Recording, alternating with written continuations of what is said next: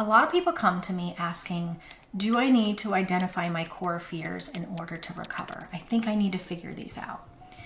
And the answer is yes and no. If you're getting the right treatment and your therapist or your coach is helping you identify your intrusive thoughts and they're teaching you what to do with those, your core fears are already coming out in these intrusive thoughts. It doesn't take long for that to happen. So let's talk about somebody with contamination OCD, and they're washing their hands all the time, and they're making sure the kids don't bring their shoes in the house, and they are cleaning constantly. As I'm asking them, what's the thought and the fear that's coming up? What's going on in your brain when you want to wash something for 30 minutes? And they say, well, if I don't do that, then somebody might get sick.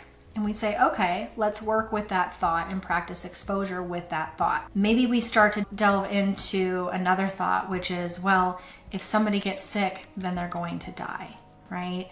So if you're getting the proper treatment, those core fears are very quickly coming out.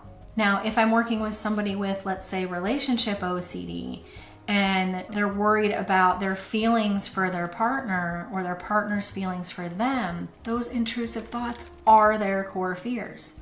There's not just one core fear in there. In fact, if we just dig down and we think we find one or two core fears and we focus on those, that's great. But we still have to know what to do with all of the other intrusive thoughts coming up. Now, it is important to go as deep as possible and make sure that we're doing exposure on the big fears, which are essentially the core fears. So someone who's doing the proper treatment with you is going to encourage you to continue to do exposure on the things that cause the most discomfort, right? Because if we just do exposure on the somewhat uncomfortable things, but not the really uncomfortable things, then we're not going as deep into the recovery as we could. So if you find yourself, I need to find my core fears, I need to stop ERP and go do this other type of treatment that helps me identify that.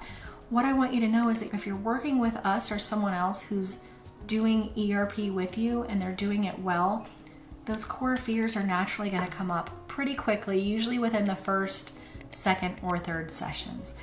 So there's nothing different that you have to do, nothing different that you have to identify.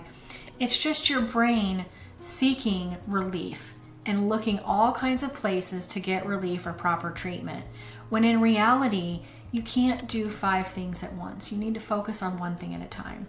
So if you're doing ERP, if you're identifying your intrusive thoughts, and if you're learning to expose yourself to those thoughts consistently and doing that long enough till the discomfort fades, then you're in the right place and you don't need to go anywhere else. If you need help with this, check out the link in the description below for our recovery programs. We have cost-effective programs that can help people recover.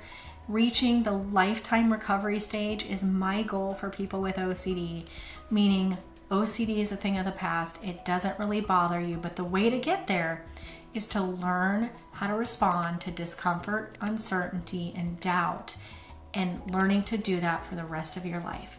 That's how we get to the recovery stage. That's how we stay in the recovery stage, and we can help you get there if you need it. Please comment below on this video.